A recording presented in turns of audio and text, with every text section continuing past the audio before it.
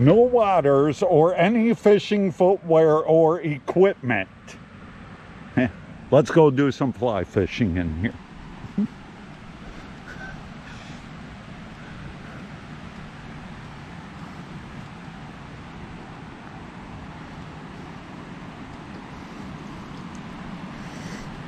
Now, all the fencing was put up, I don't know, a few years ago, because the great blue herons were having a feast 24 hours a day, eating the small fish and the large fish.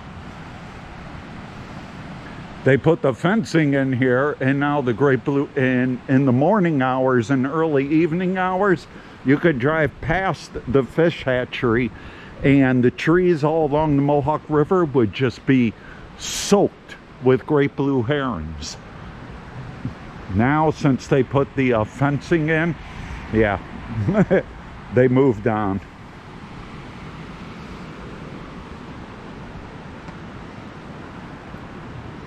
I don't see any fish.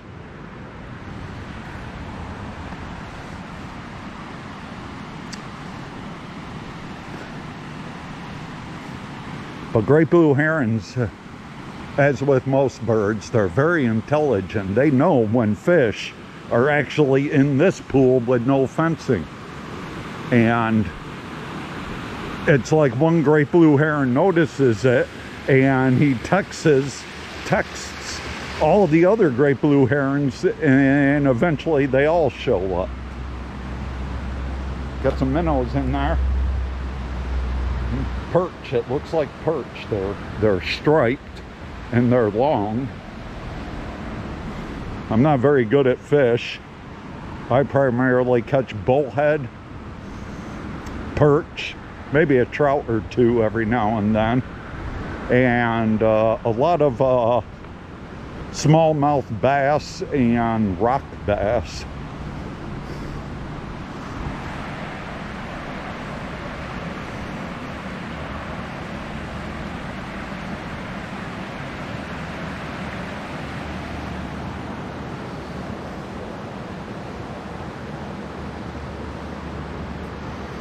Now this site right here where the fish hatchery is was originally the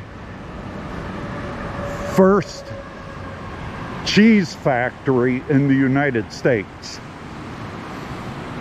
of America. And you got to be careful walking along here, avoid the green slime, which is very slippery.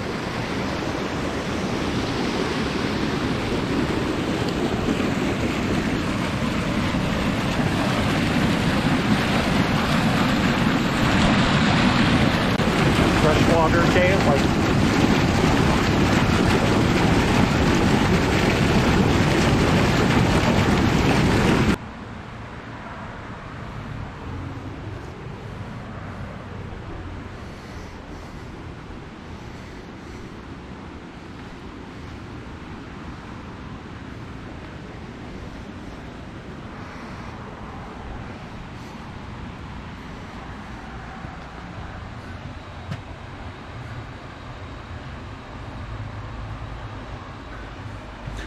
This is all the waters, like Racket Lake, Stillwater Reservoir, Tupper Lake, Long Lake.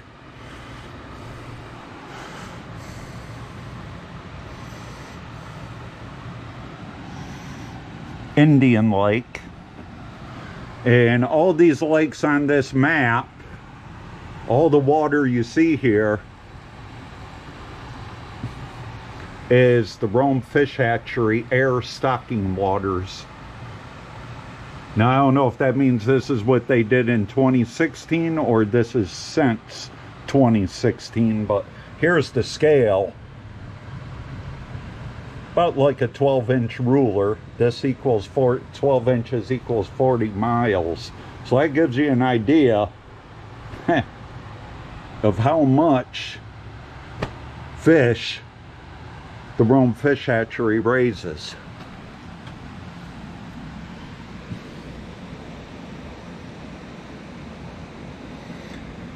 And this is the list. And this is the species of fish that they would stock the lakes with. But I mean, wow. So people who think that the Rome Fish Hatchery just stocks like the Mohawk River and the Barge Canal, yeah, think again. Something. Non-native fish in the Adirondacks. Okay, let's get a washcloth out here.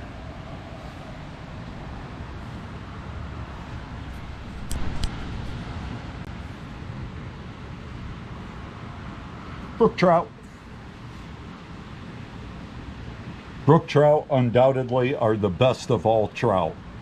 They are the tastiest of all trout, probably the tastiest of all fish. In back of my parents' house, I used to go fishing all the time at this creek. And there was a section behind Griffiths Air Force Base near the end of the runway. You could put your line in there, and within a couple minutes you could just pull out brook trout all day long. I doubt it's still there today. It's probably been ruined, but yeah, that was back when I was a teenager.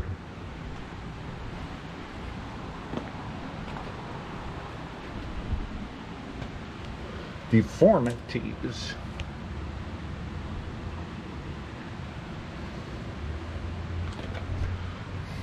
Mercury in fish.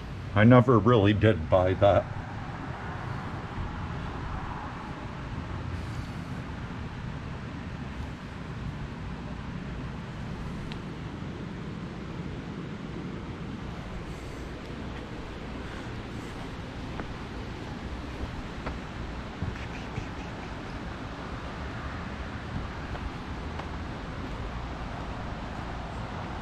Fish Disease Control Unit.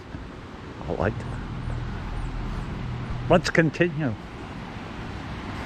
I never bought the idea of, or the science of mercury poisoning in fish. I think it's a crock. And I'll tell you why. Years and years ago, let's say 3 decades ago, when people started saying that the oceans and the lakes and everything is being overfished, at about that same time, practically at the same time, it came out that fish are loaded with mercury, or don't eat this fish because of mercury. How convenient to say that. And people will stop eating the fish, and soon it'll be, you know, stocked up. It'll repopulate. Sure enough, it did. And now they're doing the same thing, especially with shellfish. They say that shellfish have all kinds of toxins now, so people are buying less king crab, less snow crab, less scallops.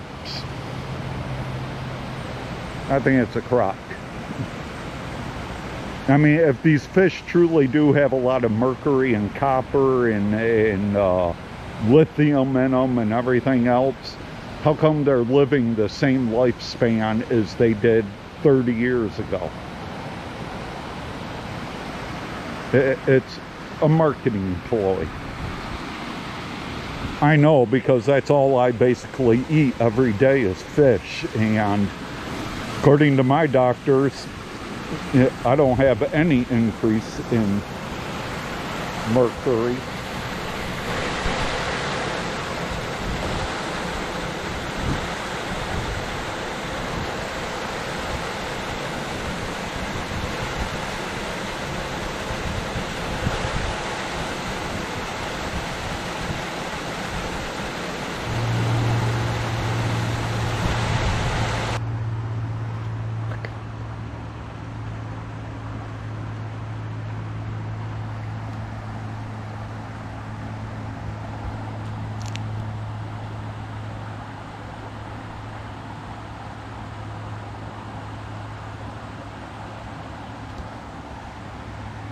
You can tell these fish stay in schools, and when they hear a voice, they're very skittish. But I imagine as they're young, they stay in schools. That betters their chances for survival.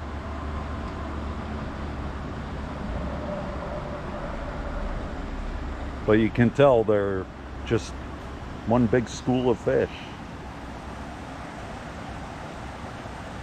The lead fish go one way and they all follow.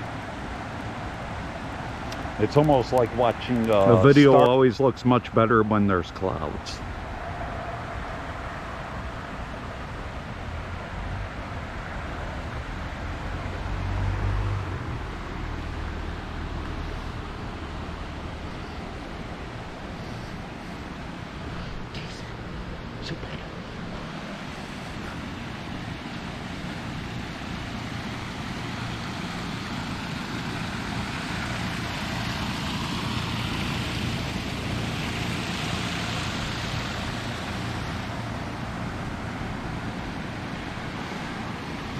But that's very interesting how much area the Rome Fish Hatchery covers. Again, the nets are for the birds. Not just great blue herons, but ospreys, I imagine.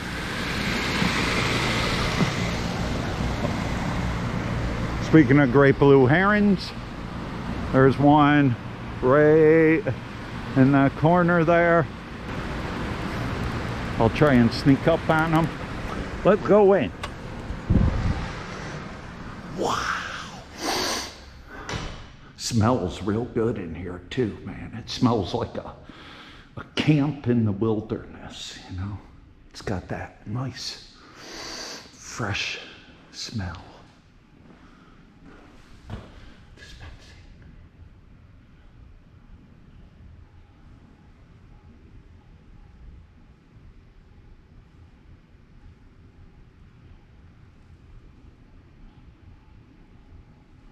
Interesting.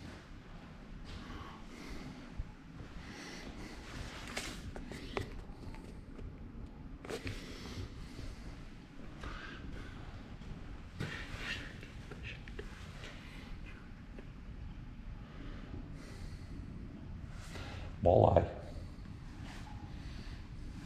muskie, yellow bullhead, brown bullhead are typically what the barge canal has. Very rare to find black bullhead in the barge canal. Lots of perch, crappies, rock bass, strange, bluegill. You definitely can catch a lot of bluegill in the barge canal.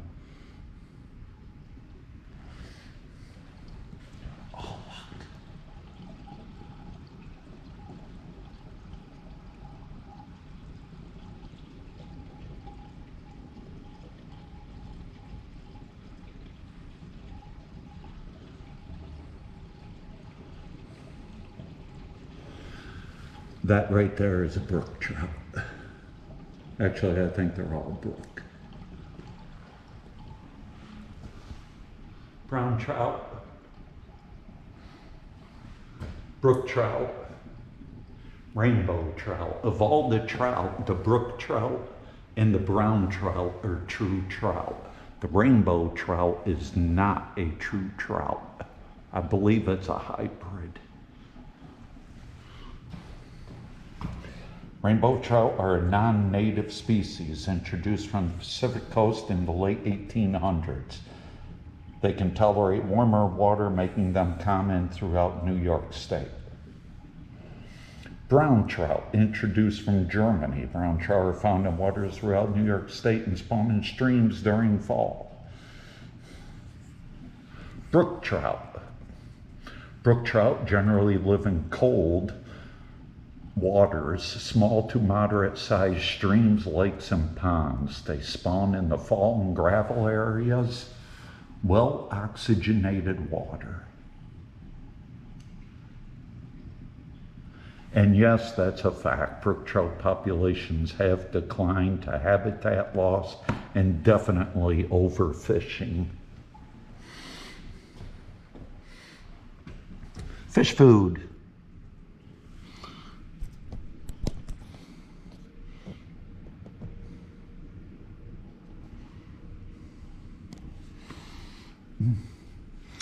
Here's an egg.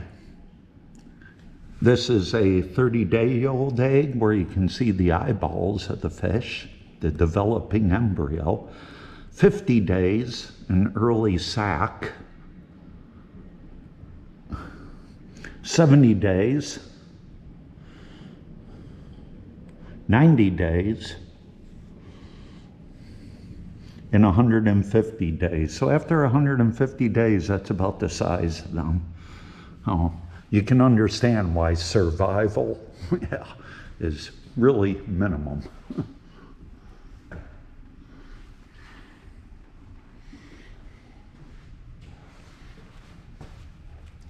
Common New York sport fish. Rainbow trout, brook trout, lake trout, Atlantic salmon, brown trout, Chinook salmon, coho salmon, largemouth bass, smallmouth bass. I've caught a few of them this year. Northern pike, chain pickerel, muskellunge, muskie, walleye, yellow perch, crappie, sunfish, brown bullhead, common carp, striped bass. I remember one time when I caught a sunfish, and I was so happy to catch it, I wanted to eat it. And my father's like, no, you throw it back. It's too bony. You don't want it.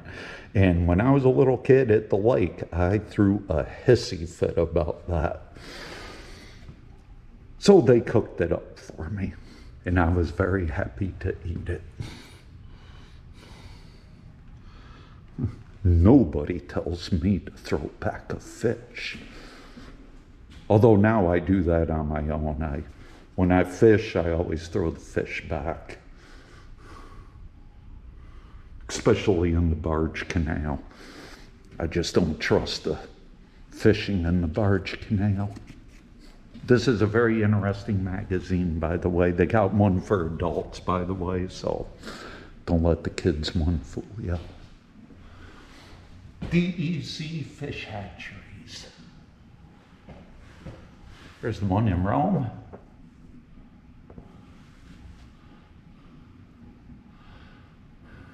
One in the Adirondacks in Franklin County. Got one in the Catskills.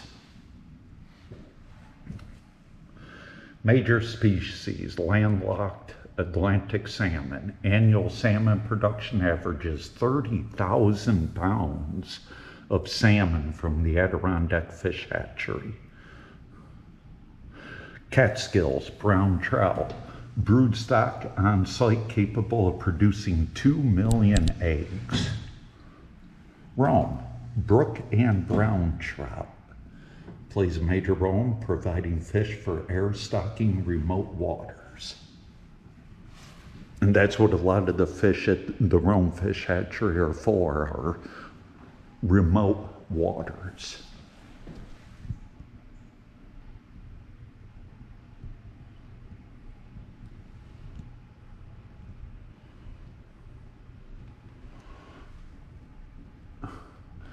One time I actually did see this helicopter, and it was on Big Moose Road in Old Forge. Helicopter right here, flew right in, and he was restocking the lake with fish.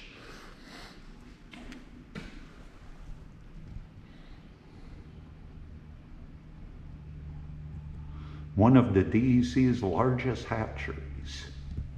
Each year, the Rome hatchery produces 1 million fingerlings and 700,000 yearlings. Wow.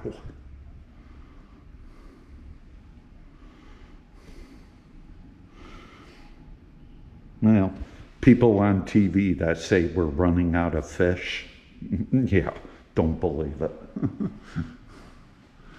To me, fish is the healthiest type of food you can put in your mouth.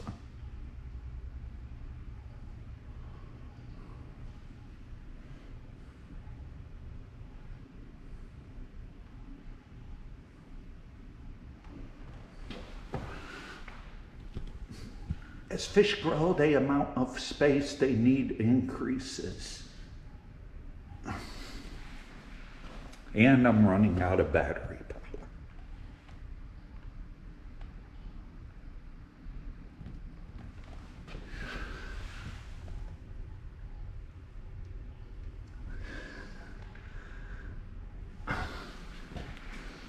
Very interesting. See, right here. Jesse Williams, a local dairy farmer, set up the first U.S. cheese factory here in 1851. You can Google that. It's very interesting local history.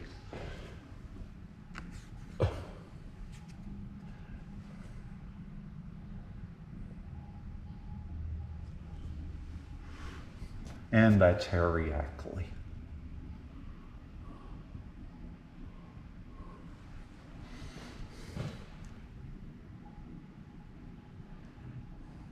In 2008, the enclosures were built over the East Pond, basically to prevent great blue herons from entering. Old hatchery demolished in 2009, 2011, new hatchery and the visitor center was built. Walleye. Now that is one big walleye. Wow. There's my hand and there's the walleye. Wow, that's a big walleye.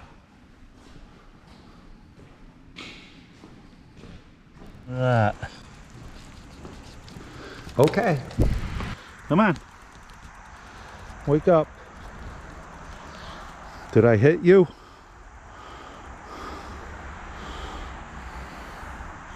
Oh, baby snake. If I hit you, I'm going to be really upset with myself for days. And you're going to make my blood pressure boil. So come on. You don't look like you're doing so hot. Little baby gardener snake.